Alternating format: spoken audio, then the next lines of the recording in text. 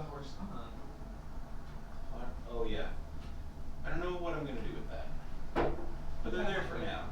I don't like them. I don't know, I kinda like the empty flower. You have any really things to grab? Let's see. I got Cosmos Reed. Oh, that's what they wanted from you? Bamboo doll. Potted ivy. What was in that? Otherwise, yeah. Not a whole lot. Did you get the plain wooden sign? Plain wooden shot sign? Not yet, no. And I got the vertical board fence and brick fence. Cool. Yeah. What do you use the brick fence? Clay? Yeah, just clay. I like the table, stone table. Oh yeah. That's my hot item for today.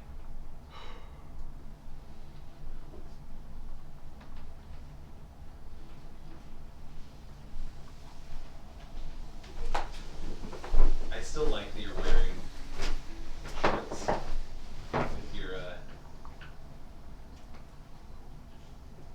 with your dress shirt. Well, you never know. What time are you starting to do stream? Cool, yes. Okay.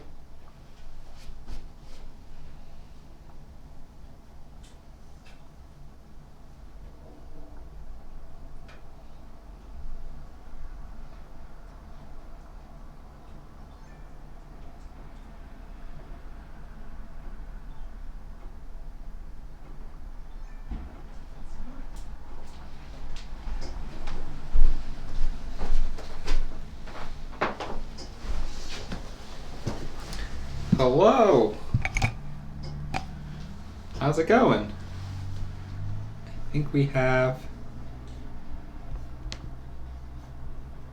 a couple people still. Hey, Nadine.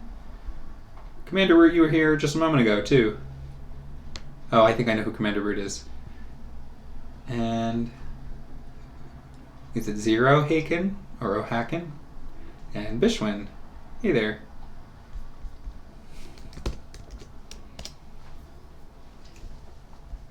Hello from Tarrytown. So we'll get started in just a minute. Today we're going to cover a couple of different things, mostly finish up Chapter 6, so a little bit of review too. We'll review more tomorrow, Wednesday I mean. We'll do some Chapter 5 and 6 questions as well. Any questions or thoughts before we get started?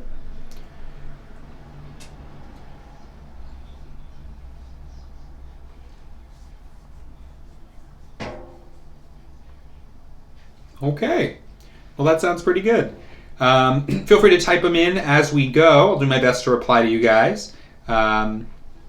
Yes, exam review will be mostly the end of today and then also all day on Wednesday. And so let's actually talk a little bit about that. So as you guys already know, you have a homework online, and that's going to be a good test as to what the exam will be like. So that's about 4 questions. You'll have essentially probably somewhere between 6 and 8 questions to do. It should take you about an hour, just like it would in class. Know that because you're at home and have access to the internet and your book, I won't be giving you any values. You'll be expected to find those, but we'll go through some examples today and tomorrow so it feels more comfortable. Hey, Edwin, and yeah, it looks pretty good. So let's do it. Today we're going to finish Chapter 6. We're going to do some review problems, and just a reminder again, our exam will be on Thursday, and you'll have again the whole day to do that at your leisure. I wouldn't say that they're harder questions because they're a take-home, but they'll just require you to get a little bit more information. I won't give you exactly the atomic mass you need. You may have to find that. And yeah, so let's do it. So welcome back. Today we're going to look at the end of Chapter 6. And I'm going to try to write alongside.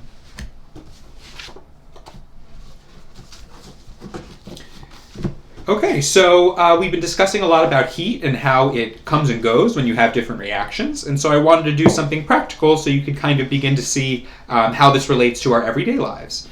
And so we will start today by looking at the standard You guys can see that, right? Heats of reactions. And so in a moment, we'll look at a reaction related to everyday life, in this case combustion, and we will determine essentially how much energy is related to how many moles. So we'll come up with a conversion factor for going between, say, the joules that you require from a reaction, and then also how much carbon dioxide. And so let's look at this. I'll write the question out, and we'll go from there. So in this case, we want to know how much CO2 in moles are produced when natural gas is burned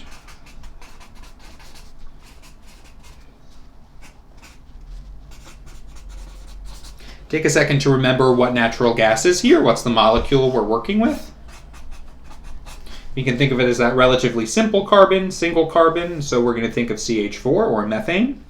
And so if you burn CH4, when natural gas is burned, in this case we're going to imagine that we're getting out 1 megajoule, and we'll do this conversion in just a second as well. So in this case, how much CO2 in moles are produced when natural gas is burned, giving 1 megajoules energy produced.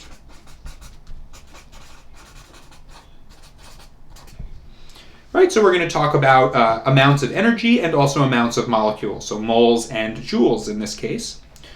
So let's start by looking at our reaction. We'll come up with a thermochemical equation, which means it'll have not only the balanced stoichiometry, but also a little bit of that thermodynamic data. So we may remember that any combustion reaction, including burning of natural gas, will be between methane and oxygen. So take a second to think about your 2 products here. No surprise, one of them will be CO2. And the other is going to be water. Those always come from the combustion of any hydrocarbon, in this case methane. And so first thing we're going to do is balance this reaction, right? Take a second to look at how many carbons are on the left and right. How many oxygens are on the left and right. We can see that there's 2 and then 3 total, so that's imbalanced. We also have a disproportionate number of hydrogens. So take a second to think about what we might do to balance the number of hydrogens. We have 2 here, and we have 4 here. We can add a 2 up front, and now we have 2 oxygen plus 2 oxygen, and so we're going to need another 2 here. So now that we have our balanced equation, we can relate, say, the number of CO2 for how much methane is burned. Happens to be 1-to-1, that's convenient.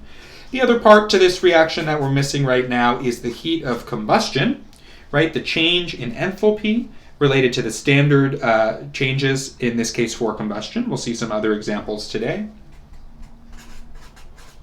And that's going to be pulled from the book. In this case, this is negative 890 kilojoules per 1 mole.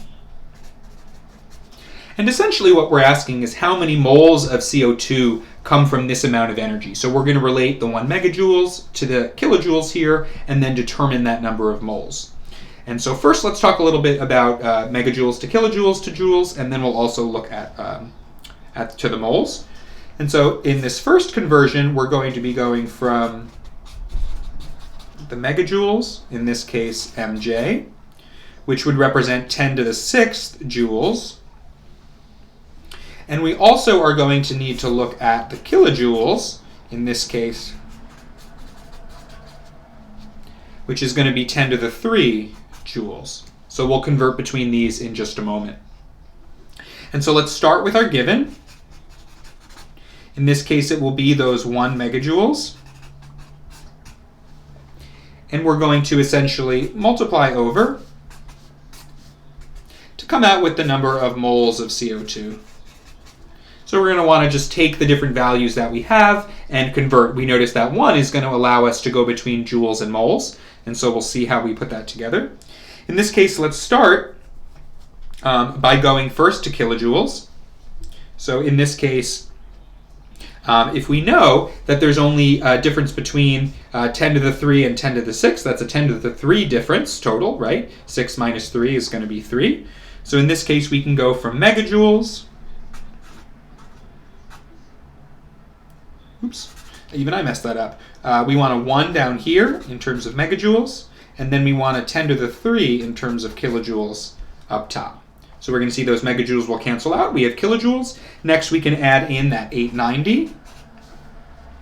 And then we can have our 1 mole of CO2. Because we should have seen that in this case, this is for just one of these reactions. Now to talk briefly about the signs here, in this case we're producing energy, so we would have an exothermic reaction, so we'd have a negative sign, and then we can also notice the negative sign in the 890, so those will cancel out when we get to our answer. Take a second as I choose a new marker, because it's a little hard to read for me. And to calculate what we have here, we're going to have essentially 10 to the 3 divided by negative 890. Good question, Edwin, and I think we've answered that. It would be negative 890 here. Sounds good. And so in this case, we're going to take the top and divide it through by the bottom, and we're going to get out around 1.12 moles of carbon dioxide. And it's kind of neat to think about, right? So now we're thinking about directly the connection between energy being produced, say, to heat your home, and then how much CO2 is put into the atmosphere. So think if 1 mole is being put out for every megajoule, you've got to wonder about how many megajoules you use in a day. And so yes, Nadine, this will cancel out with the sign on the bottom. So the negative over the negative would just be positive here. So our answer, just to be a little more clear, is positive 1.12. So it's not that we ignore it, right? We take it into account, is how I'd like to think of it. Okay, so just a little bit of review with playing with some of these units. We'll explore some of that just a little bit later as well. So let's take a moment to look at the standard heats of formation, or in this case we're thinking of standard enthalpy of formation.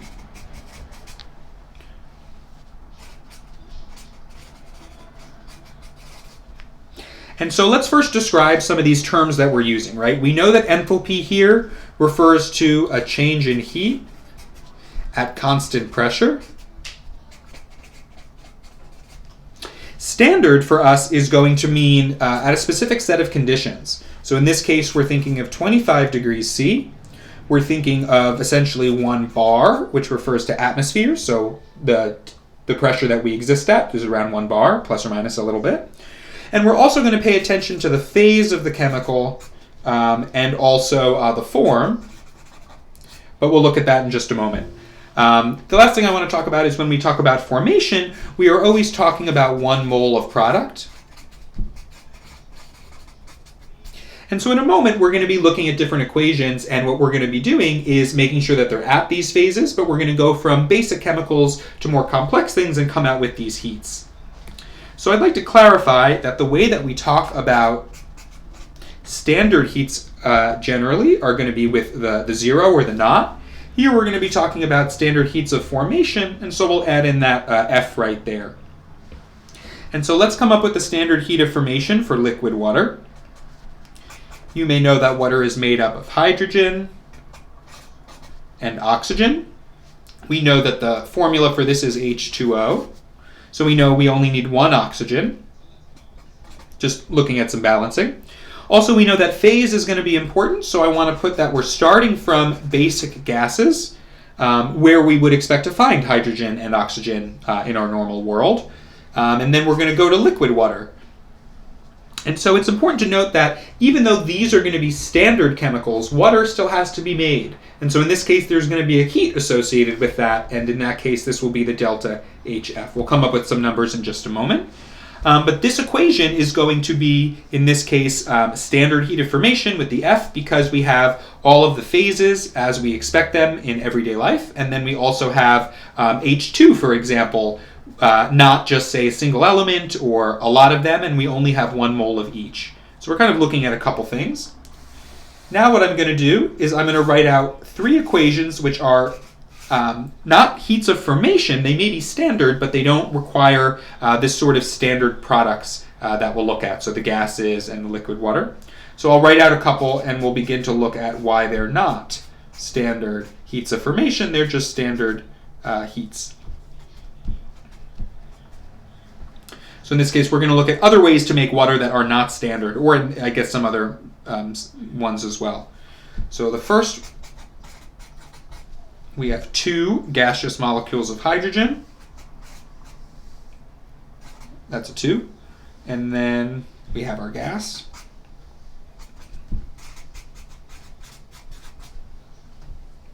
The second one is going to be a different molecule, but it's going to play off some of these same ideas. We're going to take carbon monoxide, and we are going to react it with 1 oxygen to make CO2.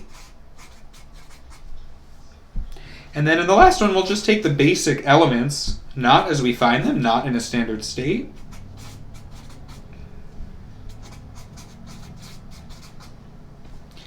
And so take a second to look at the difference between the reaction up top and then also the reactions on the bottom, which are not going to be heats of formation. And so in this case, we can see reasons why each of them are. Take a moment to think about what looks different between what's up top and what's on bottom. In this first case, we're going to have essentially 2 moles, right, of each of the product. So that won't be standard. We're looking for 1 mole, as we discussed up here.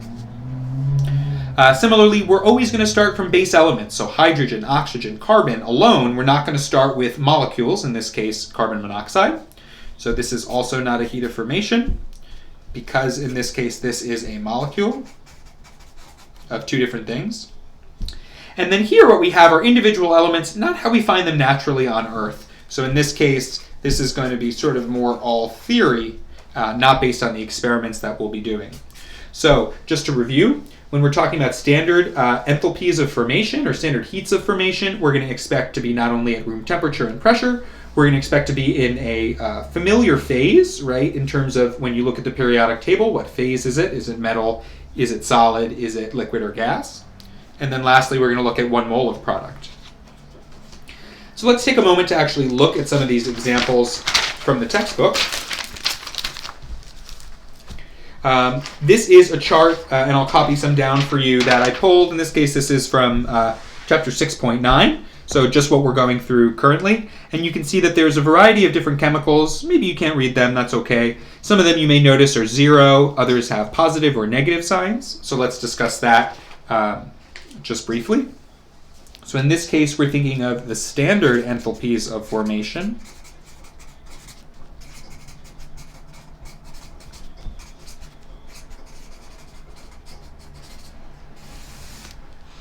And we're going to look at, say, what's a standard element, and then molecules which will have required heat to be made.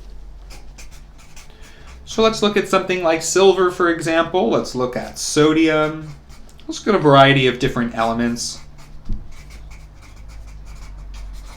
Interesting that the standard form for carbon is going to be graphite, so essentially pencil lead. That's abundant, that's easy to access. Can anybody think or type in an idea of another type of carbon or form of carbon that is really valuable but not standard in this case, but would also be a solid form of carbon? Or we also have some gases that we find in the atmosphere, for example, and we'll look at mercury in terms of its liquid form in just a moment to sort of compare to what happens if we change its phase. Anybody have a thought on what our other form of carbon is?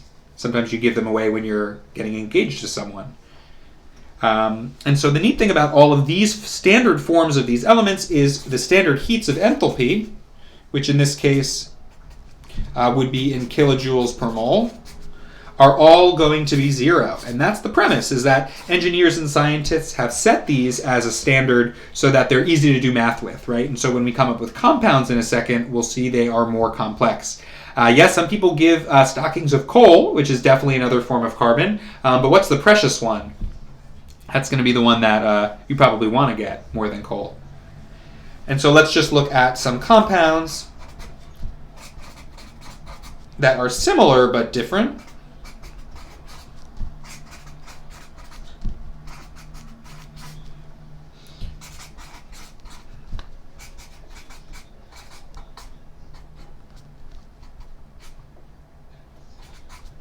Okay. Yes, humanely sourced diamonds is what you're hopefully getting engaged with these days. I think a lot of people are turning away from traditional gemstones overall. But in this case, diamonds are not standard. We will think of graphite. Similarly, liquid silver is not standard. We're going to think of the solid. So now let's look over at some different examples. Here we have some calcium sulfate with some water or a lot more water. We also have a nitrogen compound, and we also have gaseous or vapor form of mercury, probably very scary to be around. Mercury is not quite as bad in its metallic state. Turns out to be much worse when it's got carbon on it. Nevertheless, let's look at the change in enthalpy between these. For the calcium compounds, we have an exothermic, right, which means to say that it can release heat if burned in oxygen. All of these reactions are going to be determined to be standard states that are burned in oxygen. If we compare over here, we have becoming more energy is coming out of these systems. The more water we have, more to burn, I guess you could say. And then all the way down here, we have even more energy that could be put out. That is a negative sign. It's a little hard to see. Lastly, we can see that not all of these are going to be exothermic when they're burned. Some will actually take in energy. In this case, the dinitrogen compound here would require energy to be burned in oxygen, maybe make for something that can help cool if it is around heat. And then let's lastly look at what happens if we're trying to vaporize mercury. In this case, it takes energy, right, to go from that liquid to solid phase, liquid to gas phase, pardon me. And so in this case, the standard enthalpy to get from the standard state will be endothermic or positive. And so now let's actually look at an example using these ideas. We'll do two different examples. In this case, we'll start with a homemade fire extinguisher.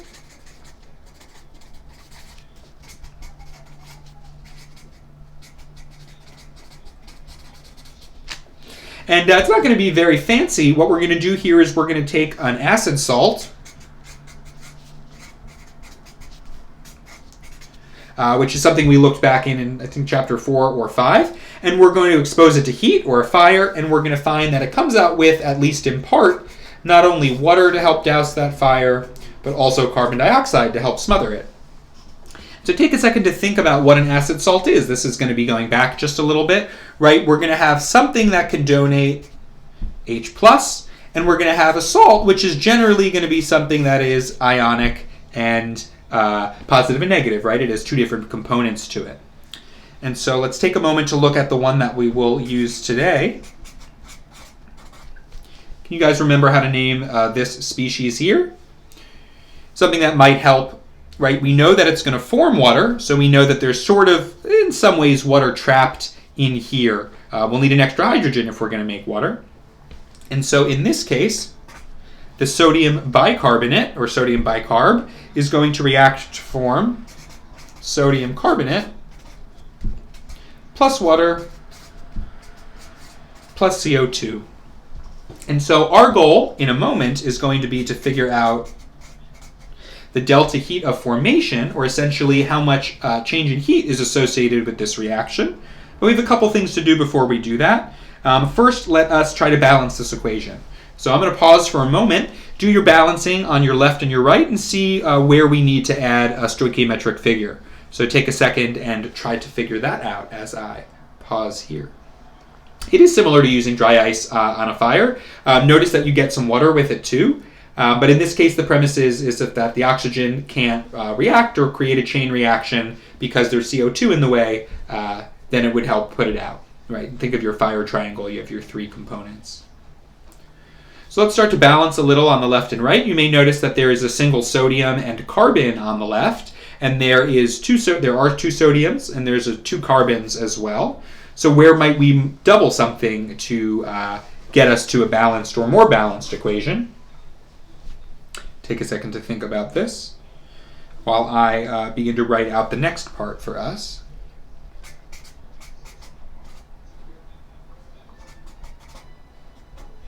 So now what I'm doing is I'm going to sketch out, in this case, Hess's law, which is going to allow us to relate the products and the reactants to give us the heat of that change in reaction. So you'll notice I've gone from an F to an RxN for reaction.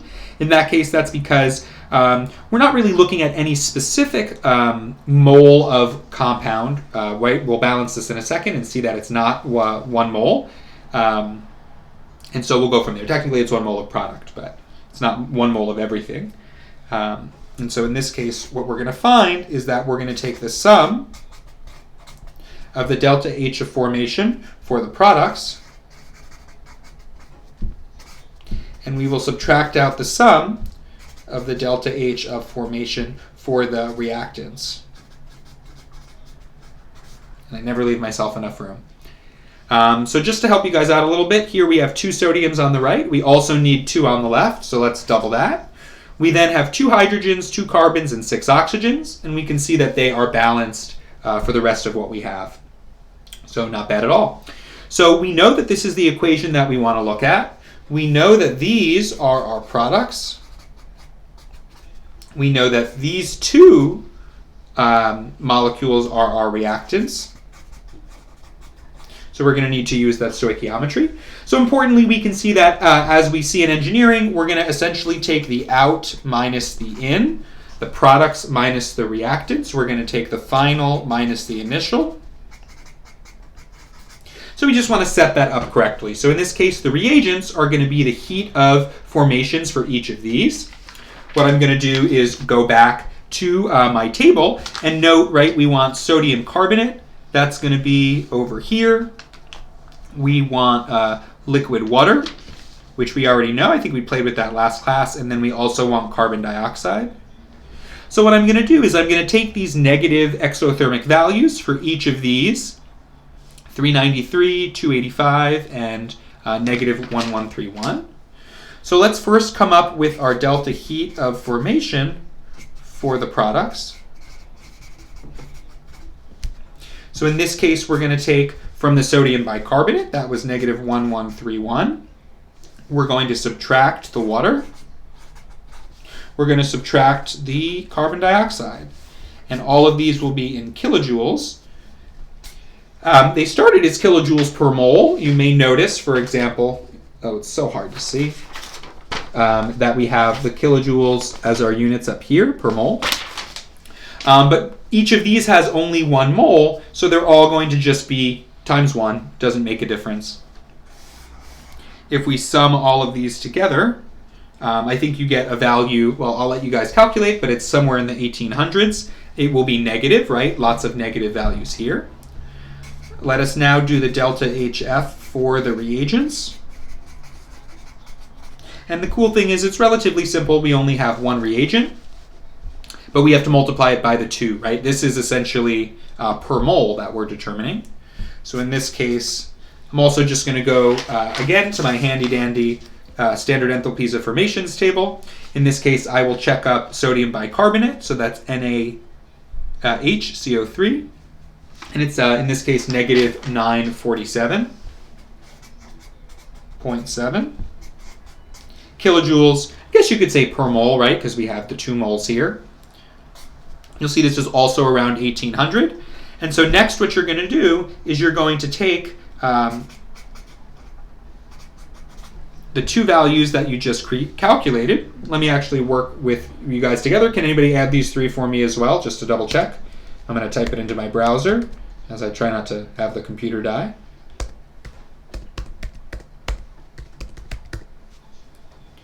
So I get around negative 1814.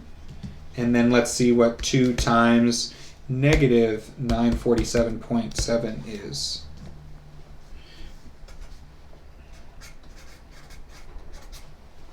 So what we're going to do now is just subtract these 2 and come up with the answer that we want. So in this case, we want the products minus the reactants. So in this case, we would want, let me do this correctly because it's always easy to bunch this one up. Minus, right? That's coming from the equation, but we also have a minus sign here, so we need to be careful. So in this case, if we're subtracting a negative, we can think of it as adding a positive. So we have a smaller number plus a larger number, and so we're going to come out with 81.4 kilojoules per mole. So in this case, this reaction is not only great for putting out fires because we have, in this case, water and carbon dioxide coming out, but it also takes in heat for that reaction to happen. So it's going to be a great way to not only reduce the amount of heat, starve it with extra carbon dioxide, and also douse it with water. So if you ever are having a kitchen fire, sometimes they recommend I think it's an oil fire that they may recommend adding sodium bicarbonate. Do not take my word on that. Double check that before you put out any fires with sodium bicarbonate. And so congratulations, you guys have made it to the end of chapter 6. We're still going to do some problems in the next couple days. I also want to talk about an interesting topic before we do that. But you guys have really well covered really about 2/3 of the course by now, which is great. So we will tackle chapters 7, 8, and 9 in the coming weeks. But you should feel pretty good about yourselves. Make sure you're always reading up in the book as well as we go along. There's a lot of good stuff that I don't cover. So I want to talk about something briefly that was relevant to the research that I'd done in chemistry, but also very relevant for all you engineers. So we're going to talk about what are called, I had to spell it wrong already, runaway reactions.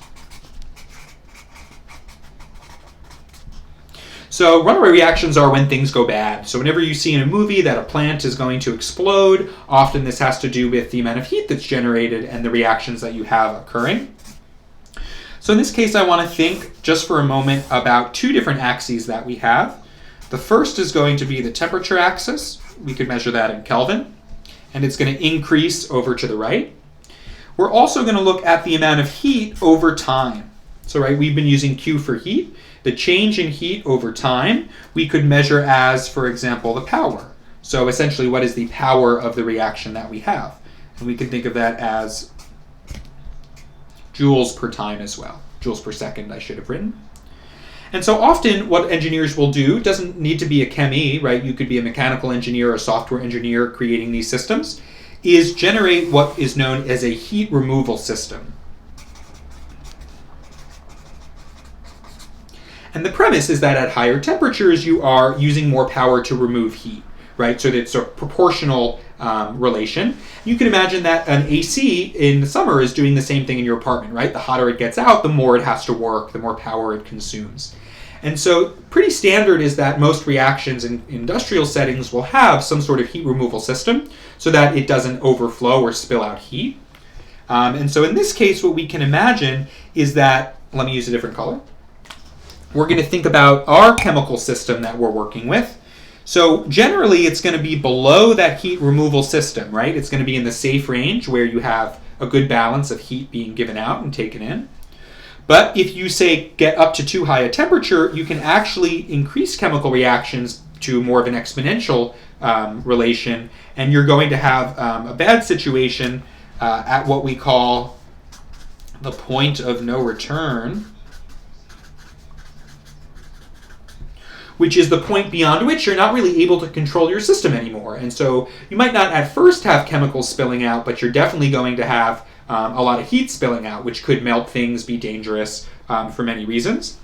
And so we can see that we have 2 regimes, as it's called. We have the essentially in control, and then you have the region outside of which you need to worry. And so if you ever hear about chemical plants going wrong, generally it's due to things like reaction runaway. And so something that you'll be able to work on more and more when you tackle thermo is a way to balance, say, the heat in and heat out based on the heat that's actually generated. So know that that's kind of a way that all of this is relevant to the things that hopefully you'll be doing in the future if you stick with some of the sort of more tech and sci ends of things. And so we have about 20 minutes left, so I'm going to turn to a little bit of review mode. We're going to work together to solve some problems, but now is a perfect chance to ask any questions if you guys have them. I see a couple of, hey, I think it's Elle's on here as well. Hey there. And a couple other names. It's good to see you guys. Hope you're doing well. It's crazy times. I don't know who ordered winter weather like this for today, but anyway. So I'll wait for you guys to enter in some questions there. Hopefully I haven't put you asleep just yet. And so let's begin with just a little bit of Chapter 6 review.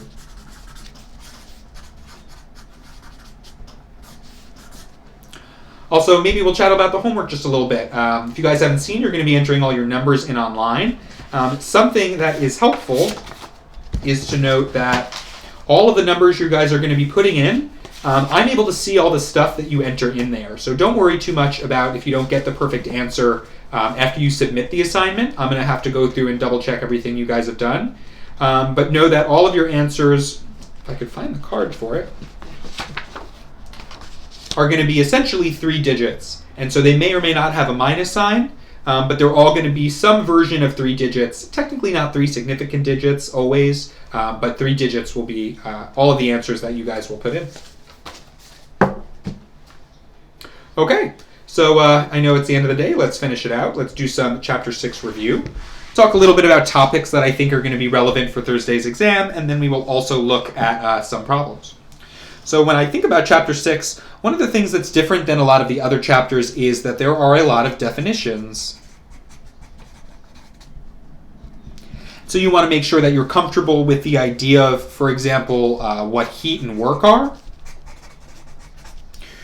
You're going to want to think about things that refer to, say, standard reactions, formations.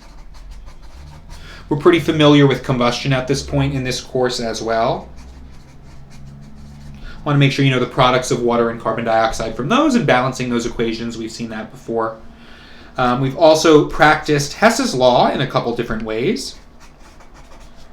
So this is again going to be that essentially the enthalpy, the change in the enthalpy for a reaction is going to be the sum of the delta H of the products minus the sum of the delta H of the reactants.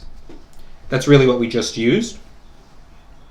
We also saw some examples where we played with MC delta T as a way to get to the heat or the Q. So you're going to want to be familiar with using different variables based on what I give you to calculate heat and also these other properties. And then some of these standard heat problems.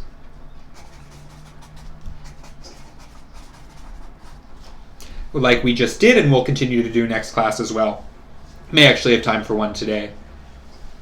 And so let's start by just working on some definitions. Let's look again at some of our systems. So we refer to systems very broadly, but again, they're going to refer to the things that we're interested in. Anything in the surroundings will be outside, so essentially the rest of this white space on the page. And you guys have had a pretty abrupt change to your system, right? You probably started off this month going in and out of your building or your home or school, and now you are in a much more quarantined system. So we'll look at that in just a second. So let's talk about mass and energy and what the different systems and how they relate. In this case, we're going to worry or wonder about the mass and energy in each of these systems. So I'm just going to add them to both of our boxes. But we'll find that in, say, this type of system, which you'll help me name, you're going to have mass and energy exchanging freely. So just like the human body, right, you can breathe gases in, breathe them out. You can get hot or cold very easily. This is going to be what we refer to as an open system. And our body is a good example of that. Then we have the next type of system where your mass is going to be confined, but the energy is going to come in and out. Think of something like a greenhouse, right? You have the plants inside, they're not moving, but the energy from the sun is coming and warming them up. This is going to be what's known as a closed system. And in some ways, more recently, we have transitioned to quarantined, or you might call it an isolated system. In this case, both the mass and really we're trying to keep everything inside and have not things coming in and out. And so we better represent where we are right now. Let's take a second and look at some units. Units are going to be both helpful and rather confusing, definitely throughout this chapter. So let's try to identify the units.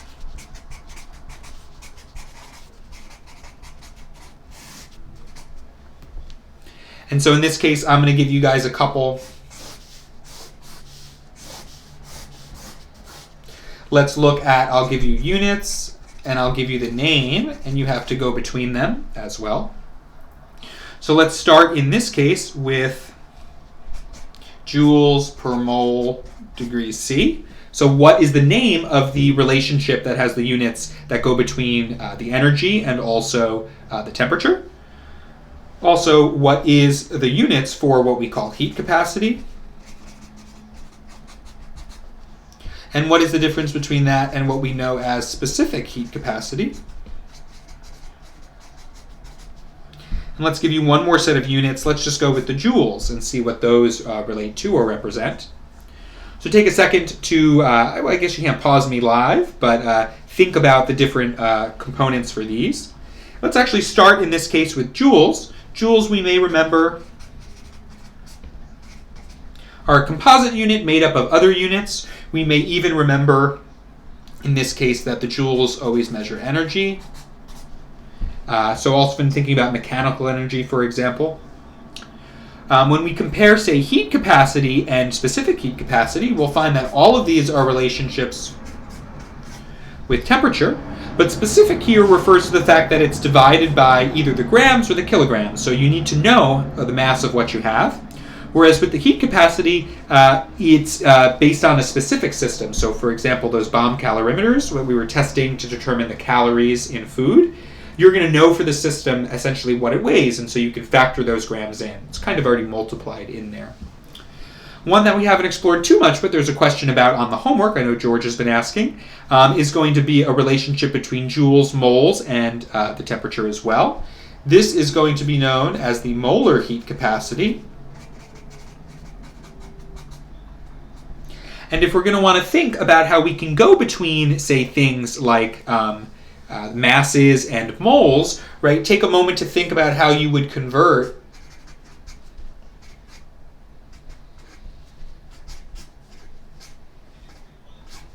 between these. How do you get rid of your moles? How do you get to your grams? That's going to be able to help you. Think about the conversion factor that goes between those. What do you multiply this by to get out this? Something else we've seen is that we're going to use these different things. Test is chapter 6 and also 5, so we haven't done the balancing redox. We'll practice that next class. In this case, let's look at some of the equations we can use these units with and units for. So in this case, we know that if we have to multiply by grams to get rid of these grams, we're going to use Q equals mc delta T. Whereas in this case, with the heat capacity, if we don't have to worry about grams, Q is going to just be equal to C delta T. And the difference here is that the C will refer either to the heat capacity or, in this case, the specific heat capacity. So technically 1 is lowercase, and then 1 will be uppercase. And I'm referring to the letter C here, just to be clear. Lastly, we don't really have any other equations for the molar heat capacity, though you could come up with one, right? Instead of multiplied by mass, you multiply by moles. But we do have an equation that we looked at for energy so far. When we were talking about work, we can multiply the pressure times the volume. So that's going to be a useful way to get out the units that we want and then the measures that we have. Okay, so you guys are a little bit ahead of my other class. And so let's do a slightly more complex example in the time that we have. Try not to do one that's too crazy. Let's do some heat formations tomorrow. Let's look at, in this case, let's look at something a little bit of fun. So I'm going to draw you guys out a molecule. This is known as toluene. There is what's known as an aromatic ring. It balances a bunch of electrons.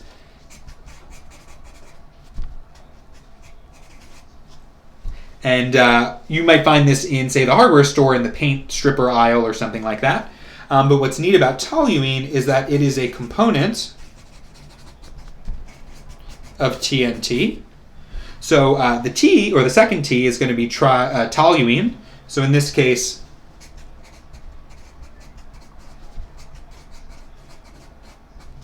and as we talk about heat throughout this class and this chapter, what we're going to find is that generally you want to make sure that you have lots of oxygens nearby for combustion to occur.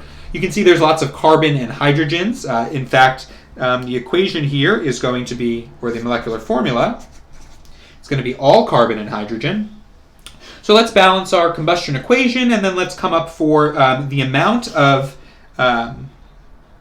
heat based on this reaction here. So what I want to know, or the question you would be asked, is if you burn 1.5 grams of toluene in TNT, in O2. I'll go over the test in just a second. You're going to find a change in temp. In this case, we'll start at 22.000 degrees C, and we will end, in this case, at 26.413.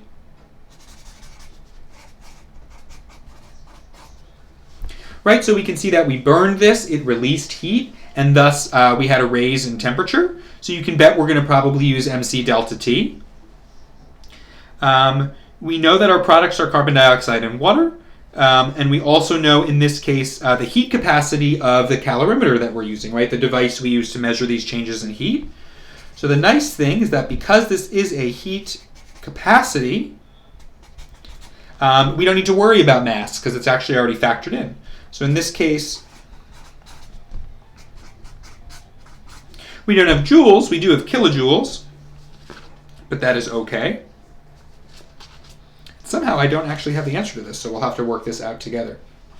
So let's start with our equation. First, you guys are going to balance this here, and you should be expected to balance on this exam. And so while you guys work through that, I'll talk a little bit about the test. So the homework is 4 questions on one chapter, and so the test on Thursday will probably be about 6 to 8 questions on the 2 chapters. So total about 3 to 4 questions per each. You'll probably be expected to balance something. You'll be expected to do some standard enthalpies, but they're all going to be things that you'll type in on the Moodle on the quiz on the test that will be that day. You'll have the entire day to do it, so you won't need to come at 3:30 for it, but you will need to finish it, before the end of the day.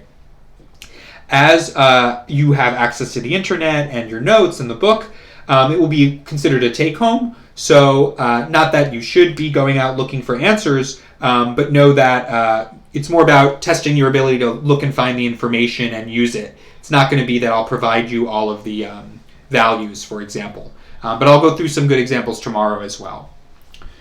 So I hope you guys were balancing our combustion reaction while I was doing that. You guys can put up some of your stoichiometric figures, but I'll help you with this in just a second.